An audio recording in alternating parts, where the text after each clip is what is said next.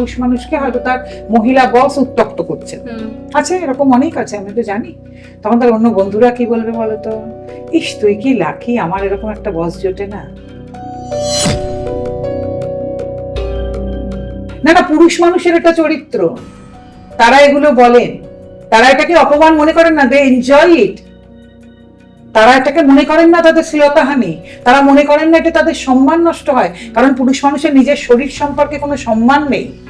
কিন্তু তোমার এই কথা শুনেও তো অনেকে নাক কুচ করবেন।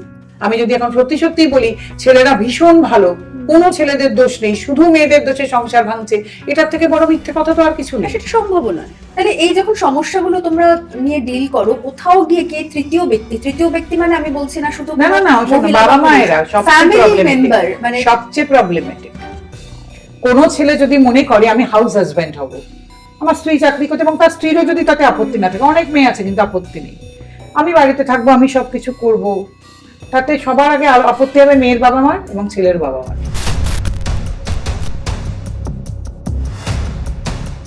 কিন্তু আজকে এই কথাটা বলতে চাই, প্রবলেম কিন্তু শুধু পতিদের নয়, প্রবলেম পুরুষেরও। তার মধ্যে কিন্তু একজন 13 বছরের বাচ্চা ছেলেও করতে পারে, 75 বছরের তোমার বাবাও। মেন লড়াই এখন মেন্স কমিশনের জন্য।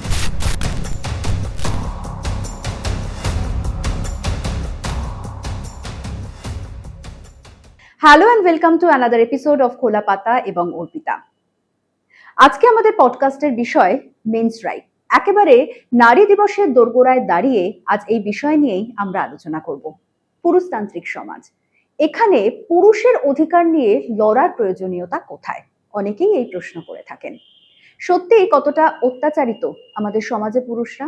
নারীরা কি তাদের ব্যবহার করেন? এই সমস্ত প্রশ্নের উত্তর যিনি দিতে পারবেন, যিনি দীর্ঘ কয়েক বছর ধরে পুরুষের অধিকার নিয়ে লড়াই করে আসছেন, অল বেঙ্গল মেন্স ফোরামের প্রেসিডেন্ট নন্দিনী ভট্টাচার্য আজ আমার পডকাস্টের অতিথি। নন্দিনীদি, যিনি নামের আগে ব্যবহার করেন MRA, মেন্স রাইট অ্যাক্টিভিস্ট। নন্দিনীদি, স্বাগত জানাই। ধন্যবাদ। নমস্কার। নমস্কার, কেমন আছো? খুব ভালো। নন্দিনীদি, প্রথমেই যেটা জানতে চাইবো তোমার থেকে, তুমি দীর্ঘ বছর ধরে পুরুষদের অধিকার নিয়ে কাজ করে আসছো। একটা বিশেষ দিন, নারী দিবস হোক, পুরুষ দিবস হোক, মাদার্স ডে, ফাদার্স ডে আমরা এখন পালন করে থাকি, বিশেষ করে পালন করার একটা প্রয়োজনীয়তা রয়েছে, বিশেষ করে একটা উদযাপন। এই দিনগুলোতে সোশ্যাল মিডিয়ায় বিশেষত যখন স্ক্রল করি, একের পর এক পোস্ট সামনে আসতে থাকে। কিন্তু এই যে নারী দিবস যতটা ঘটা করে পালন করা হয়, 19শে নভেম্বর পুরুষ দিবস, সেটাও কি সত্যি ততটা ঘটা করে পালন করা হয়? কি বলবে? প্রথমে একটা কথা বলি যে অবশ্যই এই দিবসের তো একটা দরকার আছে, যে আমরা তো রোজই বেঁচে থাকি, তাহলে আমাদের একটা জন্মদিন কেন আলাদা করে পালন করা হয়? রোজই যেমন নারীদের দিন, রোজই পুরুষেরও দিন বা মানুষেরও দিন, তবু আমি মনে করি নারী দিবসের তো একটা তাৎপর্য আছেই, কারণ এই 8ই মার্চ বিভিন্ন রকম কারণে এটা করা হয়েছিল, নানান বিষয় হয়েছিল তার। 2025-এ আরও তার অনেকটা তাৎপর্য ছিল, যদিও সারা পৃথিবী জুড়ে খুব বেশি সেটা উচ্চারিত হতে দেখিনি। আমি অনেকবার বলে গেলাম যে এটা এই জিনিসের এত বছর, ওই জিনিসের অত বছর, যাই হোক, তবুও আমি মনে করি এর তাৎপর্য থাকা উচিত এবং একটা বিশেষ দিন তো পালন করা উচিত। এই যে ভ্যালেন্টাইন্স ডে কাটিয়ে এলাম আমরা, তা ভালোবাসা এখনো যাদের মধ্যে বেঁচে আছে তারা হয়তো একে অপরকে রোজই ভালোবাসে, একদম। তাহলে ভালোবাসার দিনের আলাদা করে করার কি? নিশ্চয়ই তাৎপর্য আছে। অল্প বয়সী যারা হয়তো নতুন করে ভালোবাসতে শুরু করেছেন, হয়তো একটা গিফট দেন, হয়তো কোথাও খেতে যান, হয়তো ঘুরতে যান, তাৎপর্য নেই একদম বলা যাবে না। এই দিবসগুলোর পেছনে কিন্তু একটা বড় ব্যবসা কাজ করে পৃথিবী জুড়ে, সে ভ্যালেন্টাইন ডেই হোক, নারী দিবসেও, কারণ অনেকটা ব্যবসা হয়, কারণ এই যে দেওয়া দেওয়ির একটা ব্যাপার চলে তো। এবং আমাদের এটা ভুলে গেলে চলবে না, এর মধ্যে কিন্তু লজ্জা টজ্জা পাওয়ার কোনো ব্যাপার নেই, কারণ সারা পৃথিবীতে একটা অর্থনৈতিক বিষয় তো একটা বিরাট ব্যাপার, সোশিও ইকোনমিক একটা বিরাট ব্যাপার চলে, যে এই যে গিফট দেওয়া দেওয়ি, এই কারণে নানান পৃথিবী জুড়ে ব্যবসা। তারপর তো পুরুষ দিবসে এখনো না সেই জায়গাটা খুব জোরদার হয়ে ওঠেনি, যে না, কারণ সারা পৃথিবীতে এখনো তো, বিশেষ করে ভারতবর্ষে নারীর তো অর্থনৈতিক জায়গাটা সেভাবে এখনো সোচ্চার হয়ে ওঠেনি। এই জন্য আমি বারবার যেটা বলতে চাই যে নারীর কিন্তু রোজগারটা নেসেসিটি হওয়া উচিত, অপশনাল হলে চলবে না। যেদিন এগুলো হবে না সেদিন কিন্তু পুরুষ দিবস এরম জায়গায় দাঁড়াবে। বহু নারী, তার যিনি কাছের পুরুষ আছেন, বা পুরুষ মানেই কিন্তু শুধু প্রেমিক নয়, যেমন ভ্যালেন্টাইন ডে মানেই কিন্তু শুধু প্রেম মানে হ্যাঁ, নিশ্চয়ই। নারী পুরুষ ওই অর্থে নয়, বাবা মার সঙ্গে ভ্যালেন্টাইন হতে প্রত্যেকেই। পারে, ছেলে মেয়ের সঙ্গে, বন্ধু বান্ধব, কলিগরা হতে পারেন, সবাই ভ্যালেন্টাইন ডে হতে পারেন। মানে সবকিছুতে হতে পারে ভ্যালেন্টাইন ডে। এবার পুরুষ দিবসেও তাই, নারীরা মানে মা হতে পারেন ছেলেকে, বোন দাদাকে, নানান রকম কলিগরা দিতে পারেন, মেয়ে কলিগরা, ছেলে কলিগদের, সবাই সবাইকে। যেদিন এই অর্থকরী দিকটা আরো প্রকট হয়ে উঠবে, এরকম অ্যাডভার্টাইজমেন্ট কাগজ জুড়ে, ইলেকট্রনিক মিডিয়া জুড়ে হবে না যে এত ছাড় এই ছেলেদের জন্য, এটা অত ছাড়। ছেলেরাও তো বিভিন্ন গয়না পরেন, একদম পরেন না বললে তো হবে না, গয়নার দোকানে দোকানে ছাড়, সবকিছু যখন আরো জোরদার হবে না, কখন হবে? যখন মেয়েদের কাছে টাকার যোগানটা অনেক অনেকটা বেশি থাকবে। সেদিন কিন্তু পুরুষ দিবস এরকম ঘটা করেই পালন হবে। যেমন 2017 সালে যখন এই কাজটা শুরু করতে আরম্ভ করেছিলাম কিছু ছিল না, কিন্তু আজকে 2025-এ এসে দেখলাম এমন বহু পিএসইউ, এমন বহু গভর্নমেন্ট অর্গানাইজেশন, এমন বহু বেসরকারি প্রতিষ্ঠান এবং এমন বহু সেলিব্রিটি যারা পুরুষ দিবসের শুভেচ্ছা জানালেন, আমরা কিন্তু কোনোদিন কল্পনা করিনি এটা হতে পারে। সেটা 2025-এ এসে শুধু অনেক বেড়েছে বলবো না, এত লক্ষণীয়ভাবে বেড়েছে, যেটা কিন্তু আমাদেরকে অত্যন্ত আনন্দ দিল। আজ এগুলো না, এত এই হঠাৎ স্ট্রে বলে দেওয়া, পুরুষের জন্য তো দিবস পালন হয় না, নারীর জন্য পালন হয়, আমাদের ভাবতে হবে ভাবনাটা কেন পরিবর্তন হয়, দরকার। কিসের জন্য। কারণ এন্ড অফ দ্য ডে সারা পৃথিবী জুড়ে অর্থনৈতিক ব্যবস্থাটাই সবকিছু কন্ট্রোল করে। এক্স্যাক্টলি। সে অর্থনীতিটার ওপরেই সবকিছু দাঁড়িয়ে আছে। আমরা যদি সেটা না বুঝতে পারি, আমরা অকারণ চিৎকার করবো আর তর্ক করবো। কোনো লাভ নেই। নন্দিনীদি, 2017 থেকে তোমার এই জার্নি শুরু, আজকে 2026, এবং তোমার নামের সঙ্গে এই MRA জুড়ে যাওয়া, কিভাবে শুরু হলো এই জার্নিটা? টিভি চ্যানেলে একটা গিয়েছিলাম পুরুষ দিবসের দিনে, সেখানে আমার কথা বলার কথা ছিল হিউম্যান রাইটস নিয়ে বা কিছু, সেখানে কিছু ছেলের সঙ্গে আলাপ হয়, তারা দেখলাম এই কাজটা করে। তার আগে সত্যি আমার ধারণাই ছিল না এই নিয়ে কাজ করা যায়। ওদের সঙ্গে যোগাযোগ হয়, ওদের সঙ্গে কাজ করতে শুরু করি, তারপরে আলাদা অর্গানাইজেশন তৈরি হয়, সবকিছু সেই থেকেই কাজ করা শুরু। ভাবতাম এরকম কথা হয়তো অনেক দিনই, কলেজ লাইফ থেকে, তখন তো কোনো প্ল্যাটফর্ম পাইনি। তখন আমি এইভাবে ভাবতাম না যে এই কাজ করতে এসে যেটা দেখেছি আজকে এরকম হাজার হাজার পুরুষ মানুষ ও তাদের পরিবার এইভাবে সাফারার, সেটা কখনো ভাবিনি। তো এটা সবসময় ভাবতাম যে পুরুষ মানুষের নিজস্ব কিছু প্রবলেম হয়, বিয়ে হলে বউ আর মায়ের মধ্যে একটা ব্যালেন্স করা, আরও নানান রকম অনেক সমস্যা যেটা পুরুষ মানুষ বলতে পারেন না বা সাফারার, সেটা তখনই ভাবতাম। কিন্তু প্ল্যাটফর্ম তো ছিল না, চিন্তাই করিনি কোনোদিনও। অথচ পশ্চিমবঙ্গে কিন্তু 1983 সাল থেকে এটা কাজ হয়। রাধিকাদা কিন্তু 1983 সালে করেছিলেন পীড়িত পতি পরিষদ। কিন্তু আজকে এই কথাটা বলতে চাই, প্রবলেম কিন্তু শুধু পতিদের নয়, প্রবলেম পুরুষেরই। তার মধ্যে কিন্তু একজন 13 বছরের বাচ্চা ছেলেও করতে পারে, 75 বছরে তোমার বাবাও করতে পারে। নন্দিনীদি, তুমি পুরুষের অধিকার নিয়ে লড়ছো। শুধুমাত্র আমি আমাদের রাজ্যের প্রসঙ্গে জানতে চাইবো না, গোটা দেশের ক্ষেত্রে পুরুষরা সত্যি কতটা সুরক্ষিত এবং তাদের অধিকার নিয়ে লড়ার প্রয়োজনীয়তা কতটা রয়েছে? পরিষ্কার কথা বলতে চাই, নারী পুরুষ কেউই সুরক্ষিত নয়। আমি এই কাজ করতে এসে দেখেছি নারীদের জন্য আপামর দেশে কিছুই প্রায় কাজ হয়, আচ্ছা, কিছুই কাজ হয়নি। কারণ যাদের সত্যিই কাজ করার কথা ছিল তারা কি সত্যিই কাজ করেছেন? তারা কি সত্যিই জানেন নারীদের কি সমস্যা? কি ধরনের সমস্যায় আমরা নারীদের সমস্যাটাকে শুধু আটকে রাখলাম যৌন নিপীড়ন আর এই বধূ নির্যাতনের মধ্যে, ডোমেস্টিক ভায়োলেন্সের মধ্যে। নারী কমিশনের যে চেয়ারপারসন স্বাতি মালিয়া, তিনিও এই একই কথা বলছেন। আমি এই কাজ করতে এসে যেটা দেখেছি সেই নারীদের যৌন নিপীড়নের মধ্যে ডেফিনেটলি একটা বড় পার্ট, তার বাইরেও নারীর অনেক সমস্যা আছে। এই দুটো সমস্যার বাইরেও নারীদের প্রচুর সমস্যা আছে যেটা কোনোদিন অ্যাড্রেসই করা হলো না। এবং সত্যি সত্যি নারীদের এই ধরনের নিপীড়ন যেখানে খুব প্রবল, সেখানে অব্দি ওনারা পৌঁছতে পেরেছেন না ওনারা পৌঁছতে চান, এটা আমার বড় প্রশ্ন থাকবে। কাজেই ভারতবর্ষে 30% নারী প্রিভিলেজ আমাদের মতন, আমরা যারা সব নিয়ে গেলাম সব জানি। এবং সেই অনেক নারী, এটা আমি বারবার বলতে চাই, বহু নারী এত বেশি অপব্যবহার করে চলেছেন, দিনে দিনে অপব্যবহার এত বাড়ছে, কাজে বাকি নারীদের জীবন ওষ্ঠাগত। এবং অনেক নারী যারা সুরাহা পান না, তারা তার ফলে কি হচ্ছে, লোকের কাছে মিথ্যেবাদীতে প্রমাণিত হচ্ছেন, কারণ তাদের কথা লোকে বিশ্বাস করছে না। একদমই। এবং এটা আমি জোর গলায় বলতে চাই, আজকে ভারতবর্ষের একটা বড় সংখ্যক নারীর জন্য কোনো কাজ করা হয়নি, যারা কিছু জানেনই না, কোনো অ্যাওয়ারনেস নেই তো এদেশে কিছু নিয়ে। ছোট্ট একটা কথা বলতে চাই, আজকে আইপিসি সিআরপিসি থেকে জুলাই 2024-এ যে বিএনএসএস হয়েছে, এটা কজন জানেন? কজন? আমি বলতে চাই শিক্ষিত মানুষের মধ্যে, মিডিয়া, আজকে জুডিশিয়ারির হোক, পুলিশের হোক, বড় বড় আমলারা হোক, কজন জানেন? মেয়েদেরও যে এনজিও, তারা কি সত্যি সত্যিই জানেন যে কি হয়েছে? আমি ছেলেদের কথা ছেড়েই দিলাম, মেয়েদের এনজিওতে এই অ্যাওয়ারনেস প্রোগ্রামের জন্য কিচ্ছু করা হয়েছে? যে এটার থেকে এটা, এটার থেকে এটা মুখস্থ বলতে পারবেন তারা? এখনো সবাই বলছেন ফোন 98-এ, সেটাকে ভাগ করে যে দুটো ভাগে ভাগ করে দেওয়া হয়েছে সেটাও তারা কেউ জানেন? এখনো সেদিন দেখছি একজন এসে বলছে আমাদেরই একটি ছেলের উপরে লেগেছিল, বলছে এখনো 376। সেটা কি আছে আদপে? এবার এগুলো দিয়ে যদি আপনারা কেস করতে যান, মেয়েদেরকেই বলছি, আপনাদের তো কেস নেওয়াই হবে না, বা বলা হতে পারে যে এটা বাতিল হয়ে গেছে, আপনি করে গেছেন কেস, কিন্তু এটা লাগছে না। তাহলে সবার জানা উচিত না? এ নিয়ে অ্যাওয়ারনেসের ক্যাম্পেনিং হওয়া উচিত না দেশ জোড়া? সেটা বিরাট কাজ। কজন লয়ার জানেন সঠিকভাবে? আমার উপর রাগ করবেন না কেউ প্লিজ। সবার তো জানা উচিত, আমি মনে করি ডাক্তারদেরও জানা উচিত, কারণ তারাও অনেক সময় অনেক কিছু শিকার হন হসপিটালে। ডাক্তাররা জানেন কেউ? চেঞ্জ হয়েছে এটা কজন জানেন? আগে আমাকে এটা বলুন।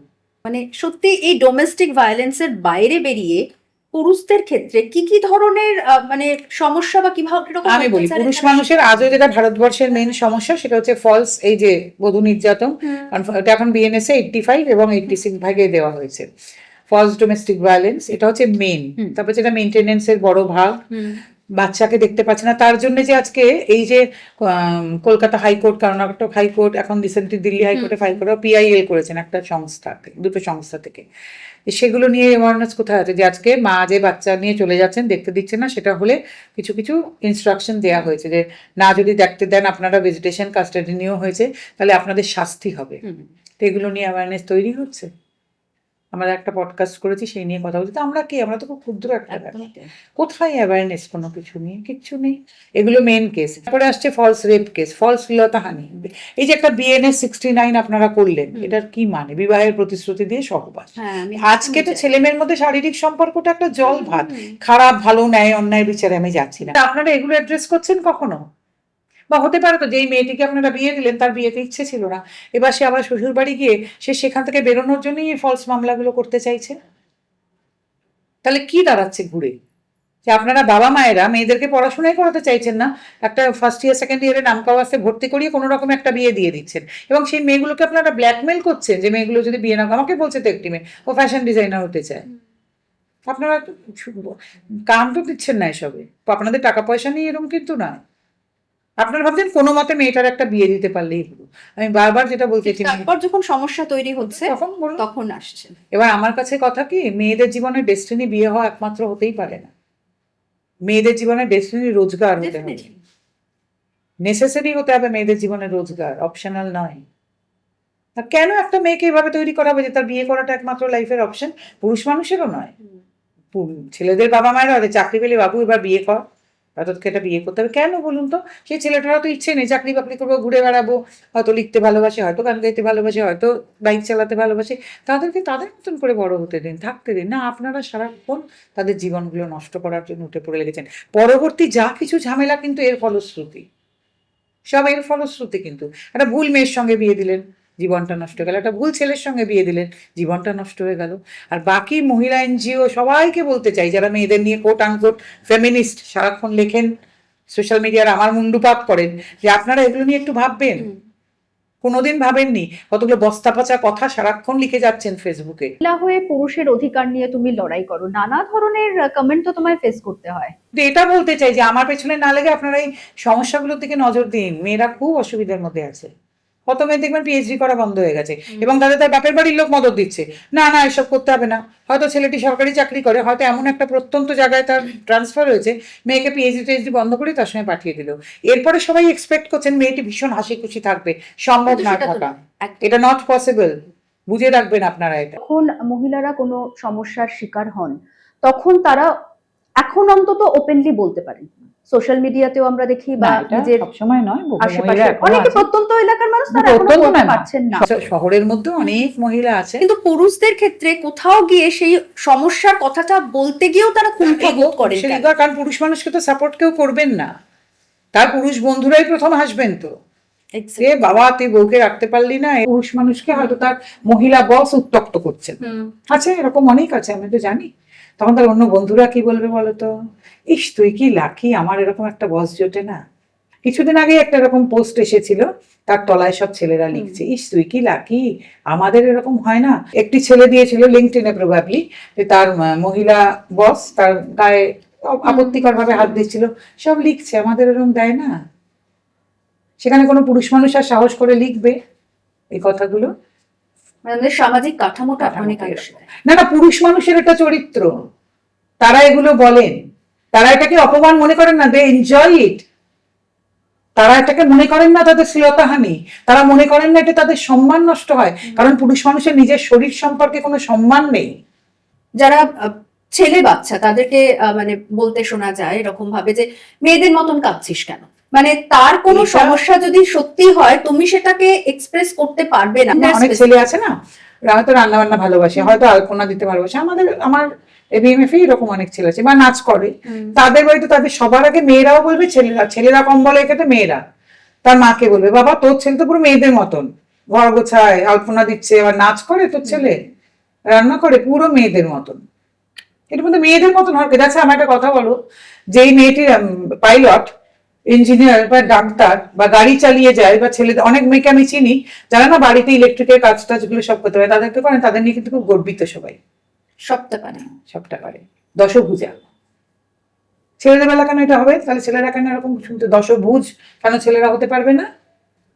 কোনো ছেলে যদি মনে করে আমি হাউস হাজব্যান্ড হব, আমার স্ত্রী চাকরি করতে, এবং তার স্ত্রীরও যদি তাতে আপত্তি না থাকে, অনেক মেয়ে আছে কিন্তু আপত্তি নেই, আমি বাড়িতে থাকবো, আমি সবকিছু করব, তাতে সবার আগে আপত্তি হবে মেয়ের বাবা মার এবং ছেলের বাবা মার। তাহলে এই যখন সমস্যাগুলো তোমরা নিয়ে ডিল করো, কোথাও গিয়ে কে তৃতীয় ব্যক্তি মানে আমি বলছি না শুধু না, বাবা মায়েরা সবচেয়ে প্রবলেমেটিক। তৃতীয় ব্যক্তি মানে সবসময় কি পরকীয়া নাকি? আমাদের কাছে এরকম অনেক ছেলে আসেন, তাদের মায়েরা বোনেরা তাদের লাইফ গুলো নষ্ট করে দিয়েছেন বা দিচ্ছেন। অনেক সময় তার ওয়াইফকে সঙ্গে নিয়ে তিনি আসেন, তার এবং তার ওয়াইফের জীবন একেবারে শেষ করে দিচ্ছেন। এবং আমি অনেক স্ত্রীকে চিনি যারা কিভাবে স্বামীর পাশে দাঁড়িয়েছেন, ফলস রেপ কেসে, ফলস পক্সোতে অটল হয়ে স্বামীর পাশে দাঁড়িয়ে রয়েছেন। অনেক স্ত্রী আসেন আমাদের কাছে।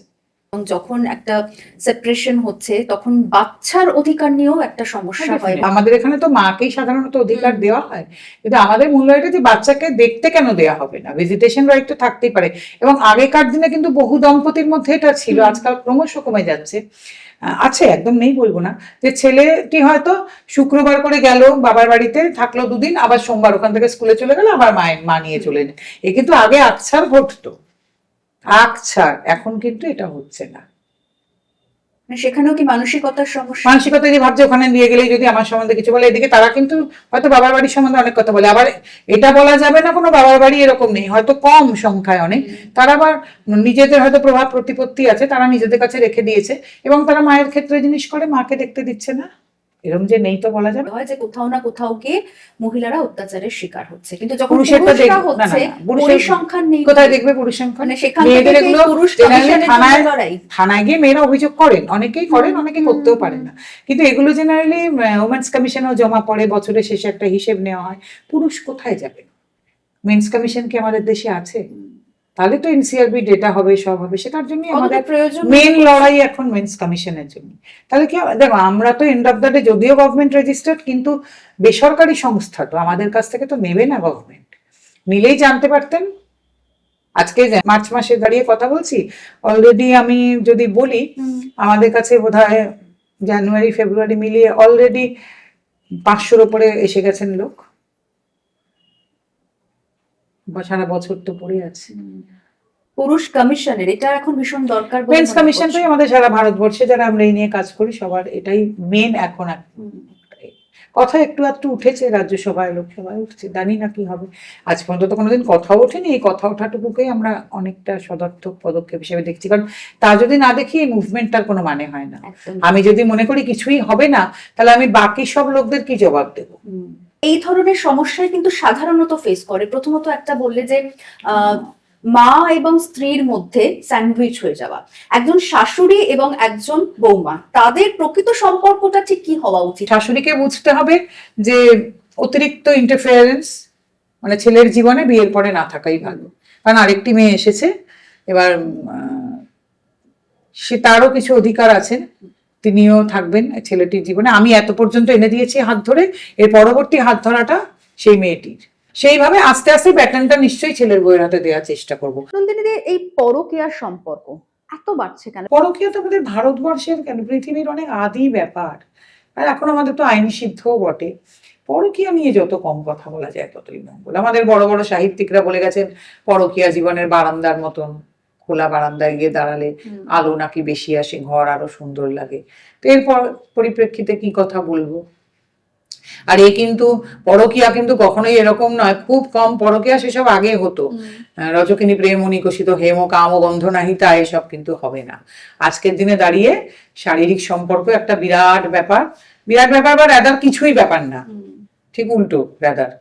কাজে হবে এইসব, কাজে পরকীয়া নিয়ে শুধু শুধু বাক্য ব্যয় করে কোনো লাভ। কিন্তু তোমার এই কথা শুনেও তো অনেকে নাক কুচকবেন। আমার কিছু করার নেই, আমি সত্যি কথা বলি। তাতে কখনো মেয়েরা যদি দেখে তাদের মনোমতো কথা হলো না, তারা আমায় গালাগাল করে। আবার এতে বহু ছেলেও আমায় গালাগাল করবেন, কারণ অনেক কথা ছেলেদের মন মতো হচ্ছে না। আমি যদি এখন সত্যি সত্যি বলি ছেলেরা ভীষণ ভালো, কোনো ছেলেদের দোষ নেই, শুধু মেয়েদের দোষে সংসার ভাঙছে, এটার থেকে বড় মিথ্যে কথা তো আর কিছু নেই। সেটা সম্ভব নয়। আর মেয়েদের যদি বলি মেয়েরা ভীষণ খারাপ আর মেয়েরা ভীষণ ভালো, সবসময় অ্যাডজাস্ট করে, তাহলে তো আমার বলতে হবে এই কাজটারই আমার কোনো মানে নেই। ছেলেদেরকেও মাইন্ডসেট বদলাতে হবে, মেয়েদেরকেও তো বলছি বিয়ে করবেন না যদি নিজেদেরকে বদলাতে না পারেন। কারণ বিয়ে করা মানে কিন্তু অনেকটা অ্যাডজাস্টমেন্ট, অনেকটা একে অপরকে মেনে চলা, একটা সংসারে গেলে খানিকটা সেই সংসারের নিয়ম কানুন মানা। আপনারা বলবেন ছেলেরা কি মানে, আমি তো বলছি আচ্ছা আপনার হাজবেন্ড হাউস হাজবেন্ড হতে চাইলে আপনি মেনে নেবেন তো। লোকটান্তর হওয়ার পরে একজন স্ত্রী যদি তার পুরুষের যে সম্পত্তি না, তার ছেলেদেরও অধিকারিণী অত্যন্ত হন, হোক, বর ছেলেদের বলছি তো যান না শ্বশুর বাড়ি গিয়ে থাকুন, কিন্তু প্রথমেই দাবি করবেন যেটা আপনার ওয়াইফ এসে যেটা দাবি করে সম্পত্তি, বলবেন আমার ওই বাড়ির সম্পত্তিতে অধিকার আছে, প্রথম দাবি এটা করবেন। কারণ মেয়েটি এসে তো আপনার সবকিছুতে দাবি করে, যন্ত্র হোক তাতে কোনো আপত্তি নেই, সব নতুন করে শুরু হোক। কে বললো হতে পারে না, হতেই তো পারে। আজকাল ছেলেরা তো সিঁদুর পড়ছে, মেয়েরা পড়ে দিচ্ছে না, এসব বিয়ে হয় না আজকাল। তো এবার আমি আজকে একটা কথা বলে দিতে চাই এখানে, এই যে ছেলেরা সবসময় ভাবেন না বিয়ে হলেই স্ত্রীর সম্পত্তি সব হয়ে গেল, একদম এটা কিন্তু ভুল কথা। মেয়েটির যেটা হয়, ছেলেটির বাড়িতে যতক্ষণ আছে তার ভরণ পোষণ খাওয়া দাওয়া বা চলে গেলেও এইগুলোর দায়িত্ব ছেলেটির ওপর বর্তায়। কিন্তু ছেলেটির যে সম্পদ, ছেলেটির একটা ফ্ল্যাট, ছেলেটির অনেক টাকা পয়সা সম্পত্তি যা কিছু, মেয়েটির কিন্তু তার দাবি 50% নয়। ছেলেটির যে সম্পত্তি সে যদি চায় তাহলে কিন্তু সে যাকে খুশি দিয়ে যেতে পারে, মেয়েটির কিন্তু আইনত তার দাবিদার নয়। শুনে নিন এটা সবাই ভালো করে। এবং এই ভয়তেই তো অনেকে প্রোটেস্ট করেন। না না, আমি বলছি দাবিদার কিন্তু মেয়েটি নয়, ছেলেটি যাকে তার মাকে লিখে দিতে পারে, বাবাকে লিখে দিতে পারে, একদম বাইরের কাউকেও দিতে পারে। এবং ছেলেটি যদি হঠাৎ মারা যায় উইল না করে, তখন সেই সম্পত্তি যদি ছেলেটির মা বাবা বেঁচে থাকেন তাদের যেমন, ছেলেটির সন্তান থাকলে সেই সন্তানও ভাগিদার। কেমন, তখন 3-4 ভাগ, স্ত্রীও তখন দাবিদার, হয়তো 4 ভাগে ভাগ হয়ে গেল বা 3 ভাগে ভাগ হয়ে গেল। আর ছেলেটি যদি উইল করে তার আগেই সম্পত্তি কাউকে দিয়ে গিয়ে থাকেন, তখন কিন্তু স্ত্রী তার দাবিদার নন, উনি মামলা অবশ্যই করতে পারেন। এগুলো ছেলেদেরও জেনে নেওয়া দরকার, মেয়েদেরও জেনে নেওয়া দরকার। আপনারা যে লাফান, কাজেই আপনি কিন্তু আপনার বরের সব সম্পত্তির ভাগিদার নন। একটা ছেলে এই আজকে 2026 এসে দাঁড়িয়েও আপনার খাওয়া দাওয়ার দায়িত্ব নিচ্ছেন, আপনি হাসি মুখে সেটা গ্রহণ করছেন। আমার তো খুব লজ্জা করে, বিশ্বাস করুন। যদি উল্টোটা হতে পারবে, আপনি ওই যে বললাম হাউস হাজবেন্ড হতে রাজি হয়ে যান আপনারা। তো অনেক মহিলারা তো এখনো রয়েছেন, তারা ভাবেন বিয়ে করা হয়েছে মানে পুরো দায়িত্বটা কেন? স্বামীর নিতে হবে, এটা কেন? চাকরি করলেও নিতে না, হবে। তাই জন্য বলছি হাউস হাজবেন্ড ছেলেরা হতে রাজি হয়ে যান আপনারা। আপনাদের ওয়াইফ আপনাদের সব দায়িত্ব নেবেন, আপনারা বাড়িতে ওরম করবেন, মাঝে মাঝে বাপের বাড়িতে ঘুরতে যাবেন, আপনারা শ্বশুর বাড়িতে থাকুন, বাবার বাড়িতে ঘুরতে যাবেন মাঝে মাঝে, আপনার বাইরে থেকে খাবার আনিয়ে খাবেন, অনলাইন শপিং করবেন বাড়িতে বসে বসে। মানে মেয়েরা যেগুলো করেন আর কি, রাগ করবেন না, সব মেয়ে করেন না, যারা করেন আর মনে করেন স্বামীর কষ্টার্জিত টাকায় সবটুকুই তাদের ওড়াবার আছে আর কি, আপনারা ছেলেরা করতে শুরু করুন। একটা বছর ছেলেরা করুন, দেখবেন কি হয়। একজন নারী হিসেবে তোমার কাছে নারীর অধিকার কি এবং অবশ্যই পুরুষের অধিকার? নারীর অধিকার তো এটাই, মাথা তুলে দাঁড়ানো। তাদের এসবগুলো করতেও হয় না, রিল বানাতে হয় না, তারা কিন্তু সবার জন্য কাজ করে যাচ্ছেন নিরলসভাবে, এবং তারা কিন্তু সত্যিকারের এম্পাওয়ার্ড ওম্যান। দেখিয়ে দিয়েছেন যে ক্ষমতার আলোয় হোক, মানে আলোক প্রাপ্তা এক্স্যাক্টলি কাদের বলে, এবং তারা নিজের দমে কিন্তু বেঁচে আছেন সবাই। তাদের দেখলে কিন্তু এমনিই মাথা নিচু হয়। যে নারীর সত্যিকারের ক্ষমতা আছে, স্বাধিকার প্রাপ্ত যিনি সত্যি, আলো যার কাছে যা আছে তার কিন্তু বলে বলে সম্মান আদায় করতে হয় না। যারা নিজেদের দমে বেঁচে আছেন, যাদের এসবের প্রয়োজন পড়ে না, যারা নিজেদের আলোয় আলোকিত এবং বহু মানুষকে যারা আলোকিত করে চলেছেন, আমি সেটাতেই মনে করি নারীর অধিকার, যে আমি নিজের দমে বেঁচে থাকি। সে রোজগারেই হোক, ব্যক্তিত্বেই হোক, ক্ষমতাতেই হোক, গলার জোরেই হোক, যাতেই হোক, সেটাই একটা নারীর আসল আত্মপ্রত্যয় হওয়া উচিত আমার মতে। এরকম নারী সারা সমাজে, পৃথিবীতে, ভারতবর্ষে, আমাদের রাজ্যেও বহু ছড়িয়ে আছে। পুরুষের প্রথম কথা, নিজের শরীরকে সম্মান করুন, নিজেকে সম্মান করুন। আপনাদের মর্যাদাটা যে আছে সেটা আপনারা সবাইকে বুঝিয়ে দিন। আপনাদের সবচেয়ে যেটা কম সেটা আত্মসম্মান। এই এত বছরের কাজে আমি এটাই বুঝেছি। আর আপনারা অন্য পুরুষের কিছু হলে তার পাশে মোটে দাঁড়াতে চান না। ভাবেন আমার তো কোনোদিন এটা হবে না। বহু পুরুষও আমায় গালাগাল দেন সারাক্ষণ, এবং আপনারা পুরুষের পাশে দাঁড়াতে চান না। আপনি যতক্ষণ একটা অন্য পুরুষের কিছু হচ্ছে আপনি ভাবছেন এটা বদমাইশি, ওর বউকে এরকম করেছিল। কই, আমার তো এরকম না। এবং নিজের বউকেও গিয়ে এটা বলেন, বলো আমি কত ভালো, আমি তোমার সঙ্গে এরকম করি, ও দেখবে শিওর এরকম। যতদিন না আপনার নিজের ঘরে আগুন লাগছে আপনি কিছুতেই বুঝতে পারেন না যে ওটা কিরকম। আজ আপনারা নিজেদের মর্যাদা নিজেরা রাখতে শিখুন, নিজেদের শরীরকে নিজেরা সম্মান করতে শিখুন। এই করে যে কিভাবে নিজেদের খেলো করে ফেলছেন আপনারা বুঝতেই পারছেন না। কাজে আপনাদের সম্মান যতক্ষণ না থাকবে নিজেদের প্রতি, কিচ্ছু হবে না ততক্ষণ। আমরা হাজার লড়াই করে গেলেও কোনো লাভ হবে না। তুমি রিলেট প্রসঙ্গ তুললে, আমি পুরুষের অধিকারটা আসবো, তার আগে রিলেট প্রসঙ্গ তুললে, এখন সোশ্যাল মিডিয়াতে, সেটা ফেসবুক বলো, ইনস্টা বলো, এমন কিছু রিল সামনে আসে, সত্যি সেখানে একাধিক প্রশ্ন ওঠে না, যায়। মেয়ে হিসেবে তোমার লজ্জা লাগে কিনা সেটা আমি একদম। জানি না। কিন্তু সেক্ষেত্রে তারা তো বলবে এটা আমার স্বাধীনতা, আমি করতেই করছেন পারি। তোকে বারণ করেছে, করুন না। এমন এমন জিনিস আজকাল কন্টেন্ট, যে সে যত কম কথা বলা যায় ততই ভালো। আর আমি আমার বেডরুমকে অব্দি নিয়ে চলে আসবো রিলে, তারপরে সেই নিয়ে কেউ কথা বললে আমি কথা বলবো, এটা তো হবে না। আমি বেডরুমকে যদি নিয়ে আসি, আমি আমার অর্ধনগ্ন চেহারা যদি নিয়ে আসি, তাই নিয়ে কিন্তু লোকে কথা বললে সেটাও ফেস মেনে করা নিতে হবে। দম আমার থাকতে হবে। অনেক ধন্যবাদ নন্দিনীদি, এত ব্যস্ততার মধ্যে এই সময়টা তুমি দিয়েছো, এবং নারী দিবসের শুভেচ্ছা তোমাকেও তোমাকেও। জানিয়ে রাখি। ধন্যবাদ। এবং যারা এই মুহূর্তে আজকে এই পডকাস্ট দেখলেন, অনেক প্রশ্ন তো মনে থাকে, কিছু প্রশ্নের উত্তর হয়তো পেলেন, হয়তো শুনতে গিয়ে কোথাও মনে হবে কথাগুলো খুব রুডলি এই কথাগুলো আসছে, কিন্তু এই রূঢ় বাস্তবটা কিন্তু সত্যি মনে হয় ভেবে দেখার সময় আজকে এসছে। এবং তাহলে ওই যে সমান অধিকারের কথা আমরা বলি, শুধুমাত্র সেই সমান অধিকারটা কথার মধ্যে বা লেখার মধ্যে থেকে যাবে না, আক্ষরিক অর্থে নারী পুরুষ প্রত্যেকের জন্যই কিন্তু সমান অধিকারটা বাস্তবায়িত হবে।